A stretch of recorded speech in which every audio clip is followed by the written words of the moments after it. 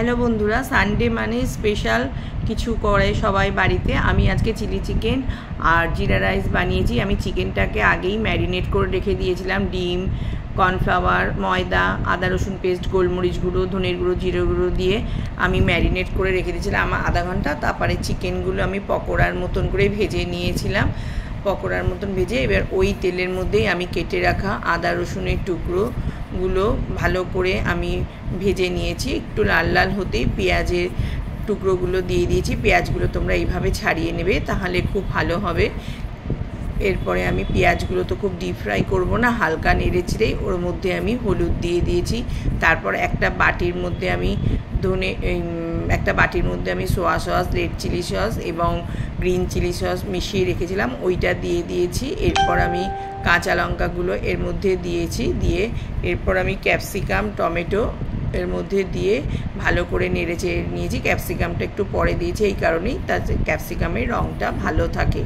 এরপর আমি এর মধ্যে একটু নুন দিয়ে দিয়েছি, অল্প করে নুন দিলাম। দেখো, নুন দেওয়ার পর আমি এটাকে নেড়ে চেড়ে নিয়েছি ভালো করে নেড়ে চেড়ে নেওয়ার পর একটু রঙটা যাতে ভালো হয় এর জন্য আমি কাশ্মীরি লঙ্কার গুঁড়ো দিয়েছি। রঙটা ভালো হওয়ার জন্য কাশ্মীরি লঙ্কার গুঁড়ো দিয়ে নেড়ে চেড়ে এরপর আমি মাংসটা এর মধ্যে মিশিয়ে নিয়েছি, পকোড়ার মতন যে মাংসগুলো ভিজে রেখেছিলাম। এরপর একটা বাটিতে আমি কর্নফ্লাওয়ার মিশিয়ে রেখেছিলাম, ওই কর্নফ্লাওয়ারটাকে আমি মাংসের মধ্যে দিয়েছি। আমি চিকেনটাকে বেশি ঝোল রাখিনি, কারণ আমি এটা ড্রাই চিলি চিকেন করেছি, জিরা রাইসের সাথে খেতে ভালো লাগবে। এরপর আমি এর মধ্যে পেঁয়াজ পাতা দিয়ে দিয়েছি, যাতে গন্ধটা আরও ভালো হয়।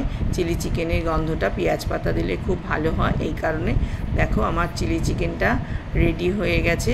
আর আমি এর মধ্যে একটু চিনি দিয়েছি ব্যালেন্সটা ঠিকঠাক রাখার জন্য।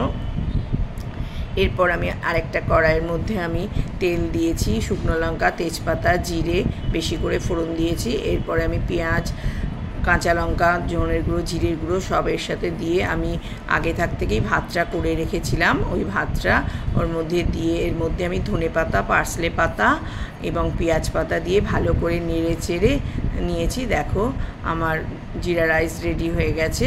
Thank you.